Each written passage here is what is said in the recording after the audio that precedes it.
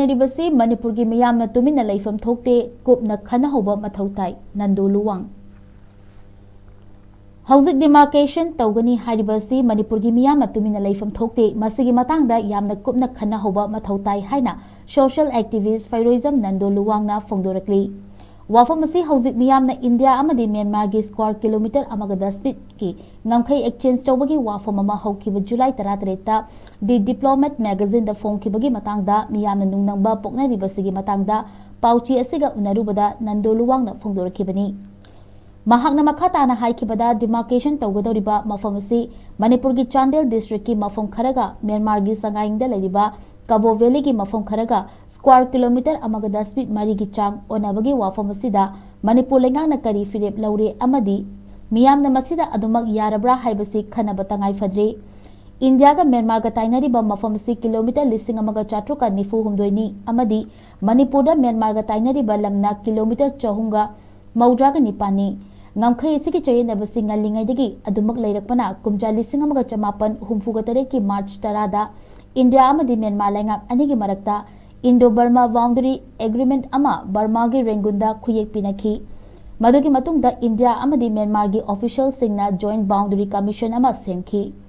commission asina India Myanmar border ki kilometer lising amaga chatro ka nifu humdoi asi demarcation tawba hokibani Masidagi ngamkhai gi wafam sing asi tumina khara lainaraba matung kumja lising ani tarani pan gi Augusta India gi parliament mifamda India lenga ki maikaidagi India amadi Myanmar gi apunbagi oina boundary mechanism ama semlaga kilometer lising amaga humdra ka mathoi sangba ngamkhai si demarcation tawgani haiba wafam thamkibani masiga iroinana ngamkhai demarcation tawraga boundary pillar mapan yungadaba mafam khandoklaga nauna pillar yungani haikiba laikre loinana hojiksu Manipur ga Myanmar ga choyet naduna lairibasi molchongi pillar number humfu manga amadi humfu nipan mori area gi pillar number humdra manga amadi humdra mapan gi marakta lairiba pillar sing loinana choro khunau natraga new choro hairaga khangnariba mafam asida lairiba pillar number marfu ga nipan amasu maudra ga manga hariba sing asini ngamkhai gi matang da miyamna nungnangba fawraklibasi ikui kuidana Myanmar gi president Mingolangi numit mangani gi khongchata haukiba May 13 dagi June 2 fawba India da laklom khibada India lenga ka sanaki bawari kaya dagi lam onabagi issue si tholakpani haina lobada Hainaribasi Thokte haiki Saliba chahi lisingani kuntaruki July gi tang 30 ta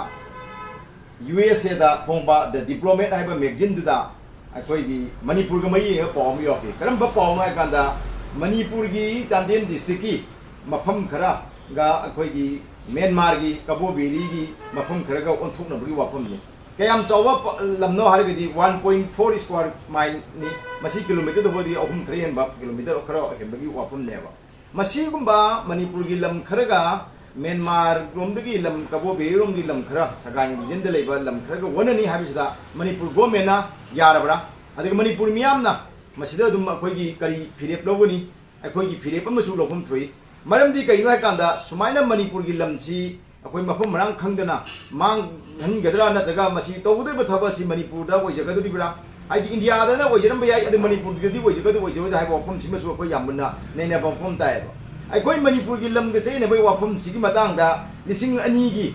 January gi tang tarukta matam dugi government na cabinet subcommittee ma semaga akoi gi Manipur gi lam siga akoi gi Brahmarong gi lam siga akoi taina bagi lam sida akoi gi lam ji mang bai matang thigala ba committee im seme thigala le adu matam du so madu gi recommendation am integrity de kan am tauna Manipur gi pangthok Manipur miana pangthok ba numit amani Manipur gi integrity de na hai ba numit asi 1997 da Manipur gi pun masaktum kai bi aro ba to ba Manipur gi miyamna akoi gi mioi lak manga na sakhiba sauri se sia da pai gi soba miyam phungchet amani hainariba amuko na sila sakhiba phungchet adugi ningsing tolom pangthokba numit amani ba hai ba numit August Maria achida akoi gi Ministry of External Affairs ki official spokesperson oliba Ranjit Jaiswal na mana haisi haiba bujiki diplomat da phongiba pawga mai le na Manipur gi lam khara Chandel district ki manung da leiba lam khara ga akoi gi